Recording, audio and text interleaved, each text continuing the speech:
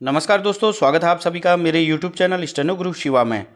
दोस्तों शुरू करते हैं आज की एडवांस डिक्टेशन।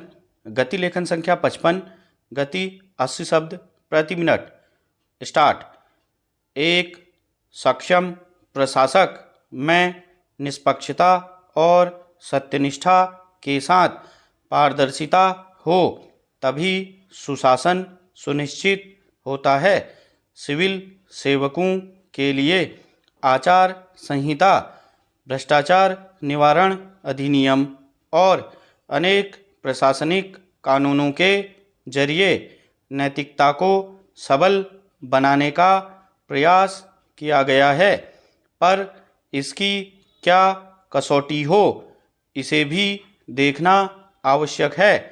इसमें कोई दो राय नहीं कि इस्पाती ढांचे वाली नौकरशाही बीते 3 दशकों से प्लास्टिक फ्रेम वाली सिविल सेवक बन गई है। ऐसा 1991 के उदारीकरण के बाद से देखा जा सकता है। मगर क्या नैतिकता के इस पड़ाव पर आचार नीति के मामले में विधायिका सफल कही जाएगी? संसद हो या विधानसभा, दागी सांसदों और विधायकों की फेहरिस्त लगातार लंबी होती जा रही है। जाहिर है, आचार संहिता केवल सिविल सेवकों के लिए नहीं, उन तमाम कार्यकारिणियों के लिए व्यापक रूप में होनी चाहिए जो राष्ट्र और राज्य में ताकतवर और वैधानिक सत्ता से पोषित हैं। नए वातावरण में कम से कम यह बात आ जानी चाहिए कि नई लोक सेवा के साथ संसद और विधानमंडल का पारिस्थितिकी तंत्र नए नैतिक आचरण से युक्त हो। स्पेन की सुशासनिक संहिता दुनिया में सबसे अधिक प्रखर रूप में दिखती है। उसमें निष्पक्षता, तटस्थता और आत्मसंयम से लेकर जनसेवा के प्रति समर्पण समेत 15 अच्छे आचरण के सिद्धांत निहित हैं। आचार नीति मानव चरित्र और आचरण से संबंधित है।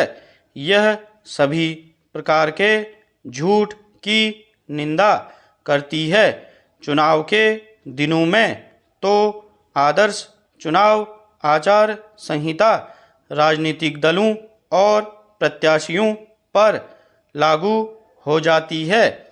द्वितीय प्रशासनिक सुधार आयोग ने आचार संहिता पर अपनी दूसरी रिपोर्ट में शासन में नैतिकता से संबंधित कई सिद्धांतों को उकेरा था।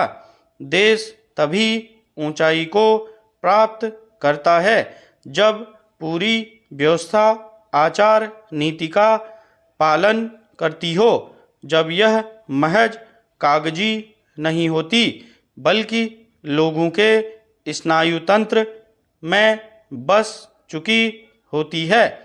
जिम्मेदारी और जवाबदेही आचार नीति के अभिन्न अंग है और यही सुशासन का पैमाना भी है। आचार नीति एक बहुआयामी मानक है, इसलिए यह दायित्वों के बोझ को आसानी से सह लेती है।